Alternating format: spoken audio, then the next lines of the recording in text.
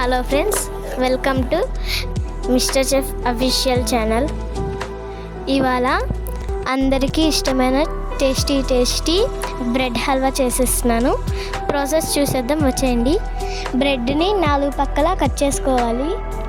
ఇవాళ నేను ఒకటి చెప్పడం మర్చిపోయాను. ఇప్పుడు అందరికీ శ్రీరామనవమి శుభాకాంక్షలు.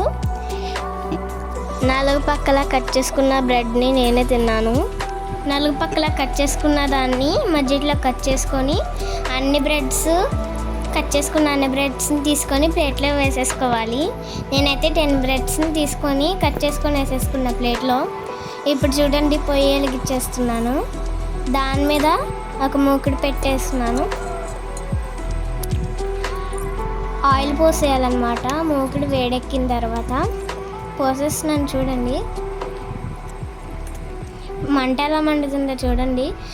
ఇప్పుడు ఆయిల్ హీట్ ఎక్కిన తర్వాత మనం ముక్కలుగా కట్ చేసుకున్న బ్రెడ్ వేసేద్దాం. అదంతా 2 పక్కల వేగనియాలన్నమాట. వేగనిచ్చిన తర్వాత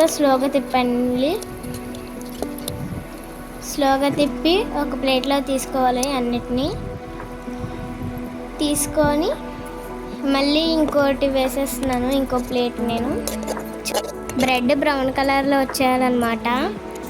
ఇది తీసేసుకున్నాను ప్లేట్లోకి. నేనైతే గ్లాస్ కొలత తీసుకొని గ్లాస్ నిండా నీళ్ళు పోసాను అందులో. ఆ తర్వాత యాలక్కాయలు వేసేస్తున్నాను. ఆ నీళ్ళంతా మరగనివ్వాలి. మరగనిచ్చిన వాటర్లో ఇందాక ఏ గ్లాస్తో వాటర్ పోసుకున్నామో కొలతలతో అదే కొలత పంచదార వేసేస్తున్నాను. అదే గ్లాస్తో. చూడండి, పంచదార ఎక్కువ వేసుకునే వాళ్ళు అయితే ఎక్కువ వేసుకోండి. ఎక్కువ వేసుకోవడం కదా అంత మంచిది కాదు, అందుకే నేను తక్కువ వేసుకున్నాను. పంచదార కాకపోతే మీరు బెల్లంతో అయినా పాకం పట్టచ్చు. నేను ఇందాక బ్రెడ్ని వేడి చేసుకున్నాను కదా, ఆయిల్లో వేసేసాను కదా, ఆ బ్రెడ్ అంతా ఇప్పుడు అందుట్లో వేసేద్దాం. అదంతా బాగా మిక్స్ చేసేయాలి, మెత్తగా అయిపోద్ది. చూడండి, బాగా కలిపేసుకోవాలన్నమాట. అసలు ముక్కలు ఉండకూడదు అందుట్లో. మళ్ళీ నెయ్యి వేసేసుకున్నాను. ఆయిల్ కాకపోతే నెయ్యి అయినా వేసుకోవచ్చు. అదంతా మళ్ళీ తిప్పేసుకోవాలి. అందుట్లో కొద్దిగా మిల్క్ యాడ్ చేయాలి.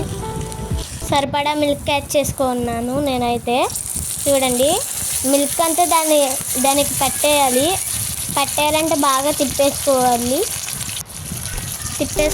అన్నమాట. తిప్పేసుకుంటున్నాను. చూడండి, అదంతా వైట్గా ఉంది, ఇంకా పట్టలేదన్నమాట మిల్క్ అంతా బ్రెడ్కి.